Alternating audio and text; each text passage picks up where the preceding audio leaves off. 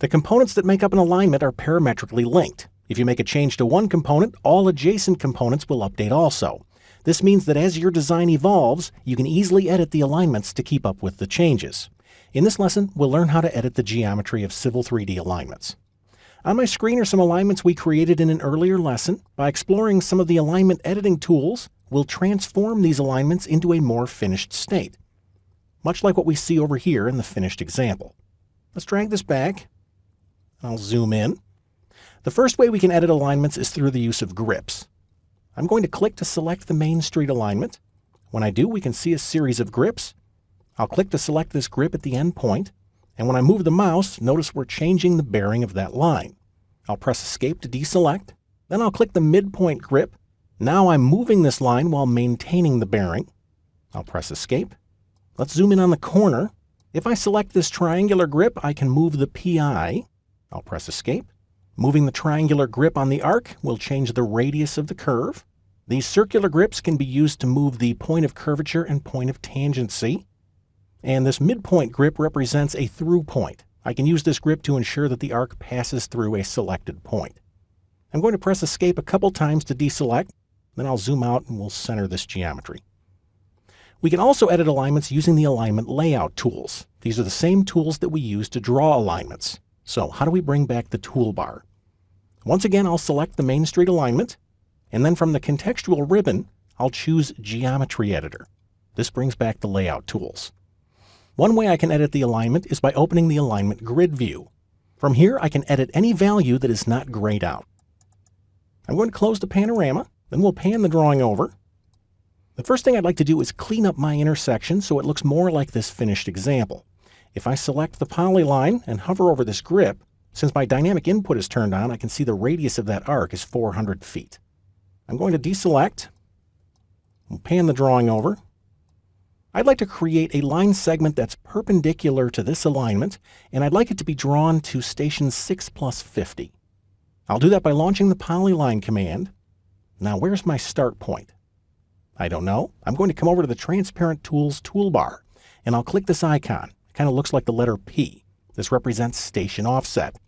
Using this tool, I can construct entities by defining stations and offsets for the endpoints.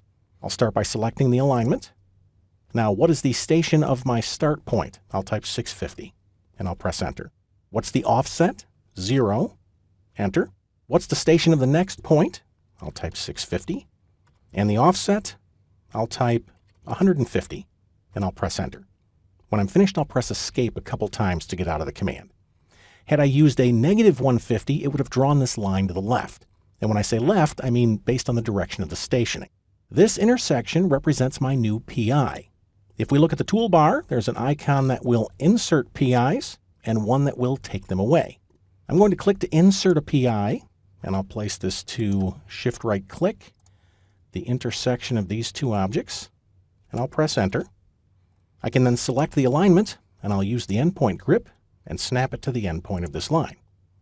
Now all I have to do is round the corner. I'll do that by opening the Curve menu. I'll come down and choose Free Curve Fillet between two entities with a radius. I'll click the first entity and the second. The curve solution angle is less than 180, and the radius is 400. When I'm finished, I can select and delete the unnecessary line, and I'll close the toolbar. Let's look at another example. Here I have an existing polyline. Maybe this geometry was supplied by someone else, maybe the landscape architect. Currently, the geometry of this object is all tangential. Let's make a change. I'll select the polyline and zoom in. If I hover over a grip, I can see the radius of this arc is 155 feet. I'm going to hover over the midpoint grip and I'll choose Stretch, and I'll pull this out a small amount. Then I'll back up and deselect. That change is so small that you really can't even tell that it's not tangent. Let's convert this polyline into an alignment. I'll do that by opening the alignment menu. I'll choose Create Alignment from Objects, and I'll select this object. I'll press Enter, and then Enter again to accept the alignment direction. For name, I'll call this Through Street, and I'll keep the remainder of the settings, and I'll come down and click OK. When I do, Civil 3D gives me a warning that there's a problem with the geometry. In fact, if I hover over one of these symbols, it'll tell me I have a tangency violation. So how do we fix this? I'll select the alignment. I'll come up and choose Geometry Editor to bring back the toolbar. I'll open the alignment grid view, and we can see the problem right here. To fix this, I'm going to select the curve constraint. I'll open the menu and I'll change this to free.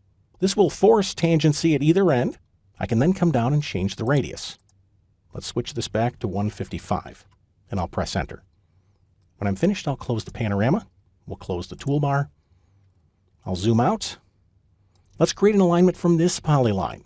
I'll open the menu and choose Create Alignment from Objects. I'll select the object and press enter. Enter again. We'll call this Short Street, and I'll come down and click OK. In an earlier lesson, I mentioned that if you build your alignments from objects and you grip edit them, 99% of the time the tangency will be maintained. I'm going to select this alignment. I'll click the grip at the end. And as I move this back and forth, we can see this is one of the instances where the tangency is not maintained. In this case, I have an arc with a tangent connection on one side only. I'm going to press Escape. You can probably guess how we'll fix this. I'll choose Geometry Editor. I'll open the alignment grid view, and I'll change the curve constraint to floating. I will then close the panorama. If I select the alignment now and select the grip, we can drag this as expected. Let's close this toolbar. I'll drag the drawing over and we'll look at one more thing. Let's assume that all of these alignments were built from existing geometry that was provided by someone else. Maybe after creating all the alignments, we received an email the next day with updated line work. I'm going to open the layer control, and I'll drag this all the way to the top, and then I'll turn on the layer called Alignment Changes. I will then click on Screen to close the menu. This polyline represents the new geometry for the Main Street alignment. If I select this, we can see that we have a straight tangent followed by a curve. If I hover, we can see the radius of that arc is 200 feet. We have another tangent segment and then another arc with a radius of 155, followed by another straight segment. So how do we fix this? I'm going to press Escape, and then I'll click to select the Main Street alignment. I'll choose Geometry Editor to bring up the layout tools. The way I like to approach changes like this is to delete the entities I no longer need, grip edit the entities I can keep, and then create new entities if necessary. We'll start by deleting. I really don't need this straight segment, so I'm going to come up to the toolbar and I'll choose Delete Sub-Entity. I'll select the straight segment and I'll press Enter. I'll zoom in. Looks like this arc is perfect. It looks like this arc is perfect. It's just a little too long. I'm going to select the arc. I'll click the grip at the end, and then I'm going to zoom in and I'll hover over the line segment to snap the arc to the end of the line. I'll press Escape. Now we can create some new geometry. I'll open the line menu, and I'm going to create a floating line from curve through point. I'll click the curve, and I'd like to draw this through the end point of the straight segment, and I'll press Enter. Notice how the labels keep up.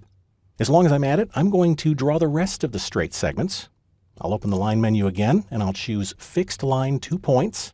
I'm using fixed because I'm not snapping to an alignment piece now. I'm just drawing from the end point here to the end point here. I'm still in the command. I'll draw from the end point here to the end point here. As you create your entities, you want to make sure that you're drawing them in the direction of the stationing.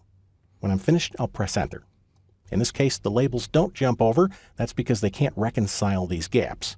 If I back up and hover over the alignment, we can see that even though those line segments are disjointed, they're still treated as a part of the alignment. Let's put in the curves. I'm going to open the curve menu, and I'll choose Free Curve Fillet between two entities with a radius. I'll click the first entity. Now I have a draw order issue here. You can see I've got to click in between the dashes on that hidden line. That gets my first object. I'll come over and click the second object. Curve solution angle is less than 180, and my radius is 200. Enter, Enter. Let's do the final curve. I'll select the first entity and the second, less than 180, and this radius is 155. When I'm finished, I can close the toolbar, and then since this polyline's on top, I can select it and press Delete to remove it from the drawing. Civil 3D alignments are parametric in nature, making them very easy to edit. This can free you up to explore even more design alternatives without having to worry about outdated or inaccurate geometry.